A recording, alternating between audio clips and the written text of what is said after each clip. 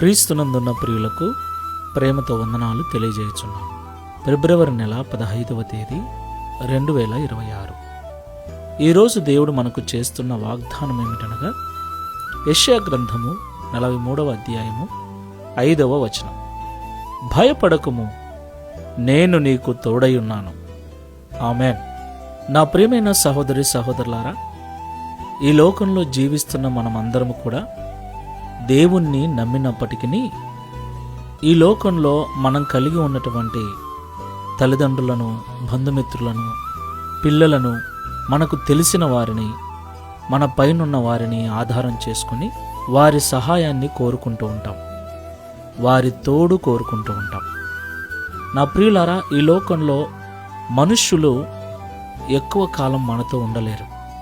వారి తోడు శాశ్వత కాలం మనకుండదు. ఎందుకంటే ఏ మనిషి నిత్యుడు కాదు, ఏ మనిషి శాశ్వతమైన జీవం కలిగిన వాడు కాదు.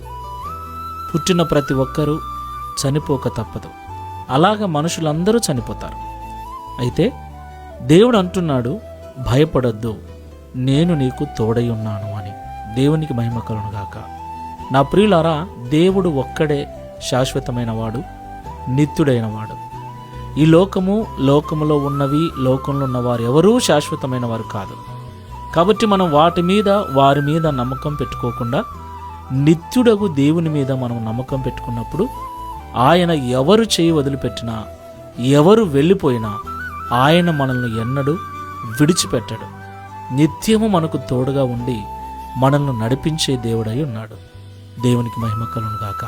కాబట్టి మాటలు వింటున్న ప్రియ సహోదరి సహోదరులారా, నీ జీవితంలో, నీ వ్యాపారంలో, నీ ఉద్యోగంలో, నీ సేవలో ఎవరి మీద ఆధారపడకు. ఎవరూ నీకు శాశ్వత కాలం తోడుగా ఉండరు. ఎవరిని నమ్మకు. నిత్యుడగు దేవుని మీద నమ్మకం కలిగి నిరంతరము ఆయన వైపు చూస్తూ ధైర్యముతో ఈ విశ్వాసపు యాత్రలో ముందుకు వెళ్దాం. ప్రార్థన చేసుకుందాం. ఇమ్మానుయేలు దేవుడవైన తండ్రి, స్తోత్రాలు చెల్లిస్తూ ఉన్నాం. ఈ ఉదయకాల సమయంలో మాతో మాట్లాడినందుకు స్తోత్రాలు. నిజమే తండ్రి, ఈ లోకంలో ఇప్పటికే ఎంతో మందిని నమ్ముకున్నాం. వారి తోడు మాకు ఎప్పుడూ ఉంటుందని మనుషులను ఆధారం చేసుకుని బ్రతికాం. అయితే మేము నమ్మిన వారిలో మోసం చేసిన వారు ఉన్నారు, మధ్యలోనే మా చేయి వదిలిపెట్టిన వారు ఉన్నారు, ఈ లోకాన్ని విడిచిపెట్టి వెళ్ళిపోయిన వారు ఉన్నారు.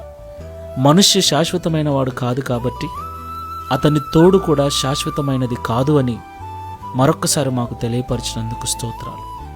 నిత్యుడవైన నీ ఒక్కడవే శాశ్వత కాలం మాతో ఉండేవాడవని, నీవు ఉన్నావన్న ధైర్యముతో నీ మీద మనసు పెట్టుకొని మేము జీవించినప్పుడు, నీ మీద నమ్మకంతో జీవించినప్పుడు, ఎలాంటి పరిస్థితులు మాకు ఎదురైనా, ఎవరు మమ్మల్ని విడిచిపెట్టినా మీరు మమ్మల్ని విడువక ఎడబాయక నిత్యము తోడుండి నడిపిస్తారని ఈ ఉదయకాల సమయంలో మాతో మాట్లాడినందుకు స్తోత్రాలు.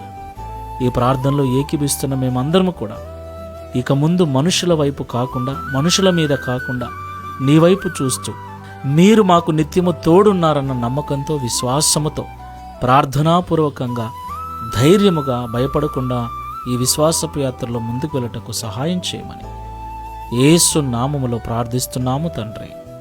Amen. Praise the Lord. God bless you.